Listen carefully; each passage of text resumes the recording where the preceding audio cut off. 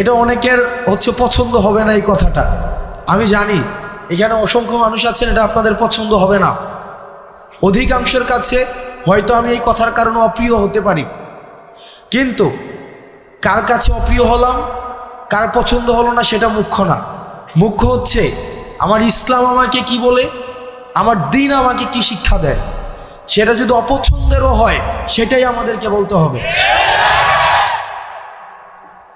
আমি যেহেতু এই গ্রামে ছিলাম, এই গ্রামের সাথে আমার সম্পৃক্ততা রয়েছে। এই গ্রামে এক ধরনের অর্থনৈতিক বিনিময় প্রচলিত রয়েছে, যেটাকে আপনারা নাম দেন পত্তন। এটাকে আপনারা যে নামেই ডাকেন না কেন, এটা সরাসরি সুদ।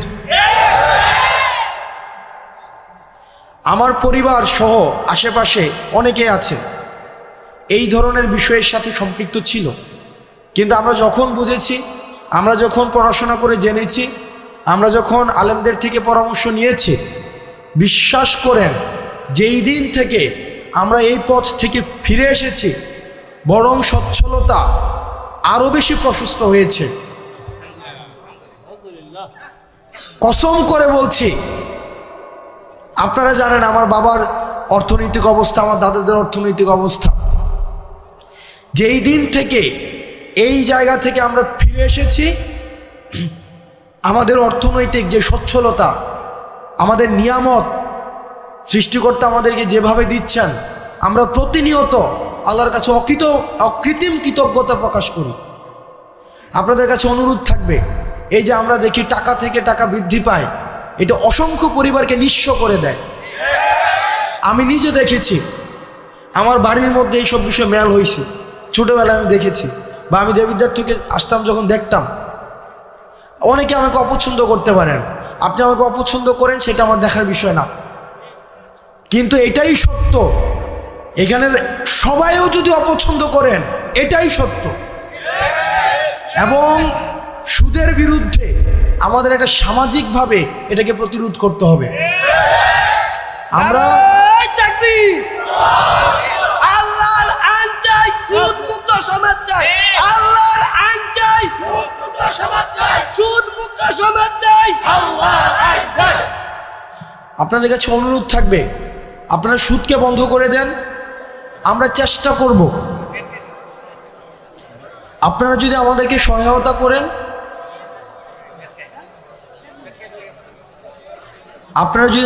সহায়তা করেন, আমরা আমার জায়গা থেকে চেষ্টা করব সামাজিক যেই ঋণকে সহজলভ্য করা, সামাজিক ঋণ প্রদানকে সহজলভ্য করা। আপনাদের কাছে মনে হতে পারে যে এটা তো একটা মাহফিল। ইসলাম তো পূর্ণাঙ্গ দিন ব্যবস্থা। ইসলাম আমার দুনিয়া নিয়েও কথা বলে, দুনিয়া পরবর্তী বিষয় নিয়েও কথা বলে। আমাদের দুইটারই সমন্বয় ঘটাতে হবে।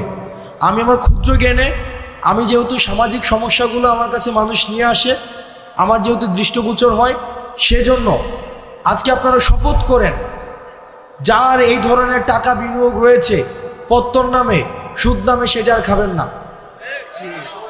আমরা ঋণকে সহজ করে দেব। আমিও বুঝতেছি যে আপনারা অনেকক্ষণ ধরে অপেক্ষা করছেন, যে আপনাদের যার বক্তব্য শোনার জন্য আসছেন, রফিকুল ইসলাম মাদানী সাহেব, উনি এই যে আপনাদের পিছনের বিল্ডিংটায় আছেন, মানে এই যে আপনার পিছনের বিল্ডিংটা, একটা মানুষ 8 ঘন্টা জার্নি করে আসছেন, 8 ঘন্টা, তো ওনার কিছু জরুরত হইতে পারে, তো উনি আবার বক্তব্য দিবেন।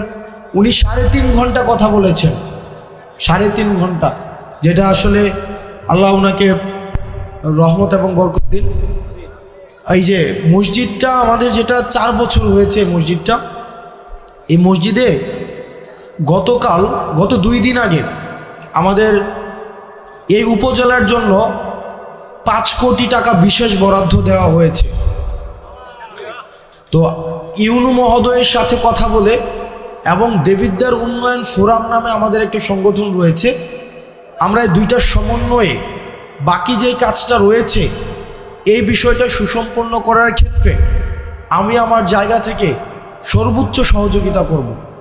আলহামদুলিল্লাহ।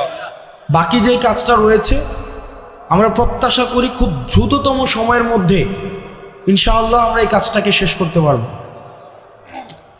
আর আপনারা এখানে যারা আছেন অধিকাংশ মানুষ হচ্ছেন আমাদের আশেপাশের গ্রামের, কেউ হচ্ছেন আমার বাবার বয়সের, কেউ আমার বাবার সাথে চলাফেরা করেছেন, আমাদের চাচাদের সাথে চলাফেরা করেছেন, কেউ আমার দাদার বয়সের, আসছি আজকে অনেকে আমার দাদার কথা বলছিলেন। এই গ্রামের সবাই আত্মীয়, কোনো না কোনোভাবে সবাই আত্মীয়। রফিকুল ইসলাম মাদানী সাহেব উনি আসছেন। আমি আপনাদের কাছে দুইটা জিনিস অনুরোধ করব আপনাদের কাছে। এক নম্বর বিষয় হচ্ছে, আমি যেহেতু এখানে আমার জন্ম এই গ্রামে, আমি এই গ্রামে মাঝে মাঝে, যদিও আমি দেবিদ্বারে বড় হয়েছি, ক্লাস 2তে আমি বাসায় দেবিদ্বারে চলে যাই, কিন্তু দুঃখজনক বিষয় একটা এই গ্রাম সম্পর্কে বা আশেপাশের গ্রাম সম্পর্কে, সেটা হচ্ছে যে আমরা পড়াশোনার ক্ষেত্রে আমরা এই গ্রামের মানুষ বা আশেপাশের কয়েকটা মানুষ অনেক বেশি পিছিয়ে আছি, অনেক বেশি।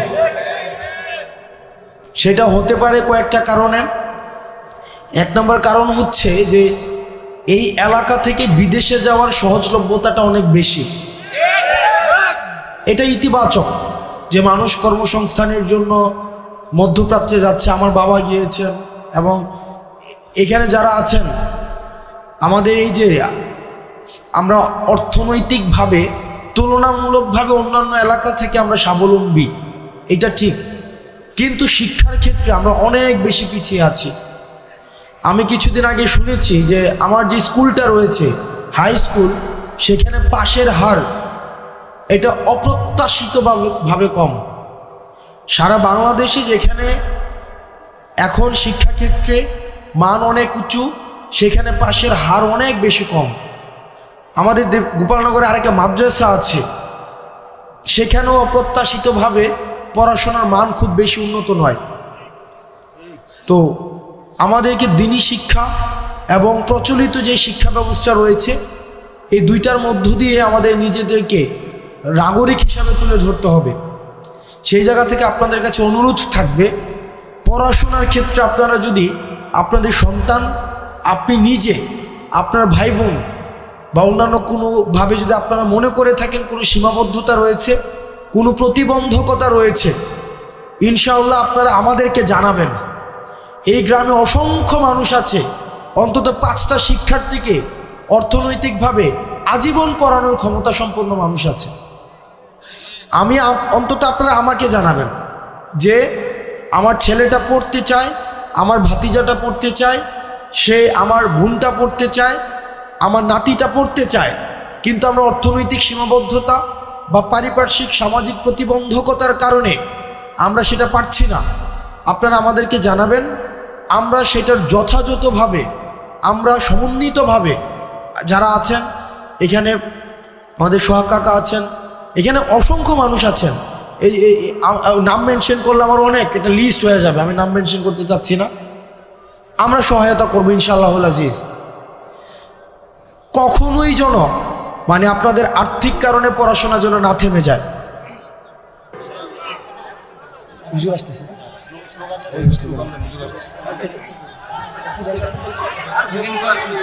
হুজুর আসতেছে, আপনারা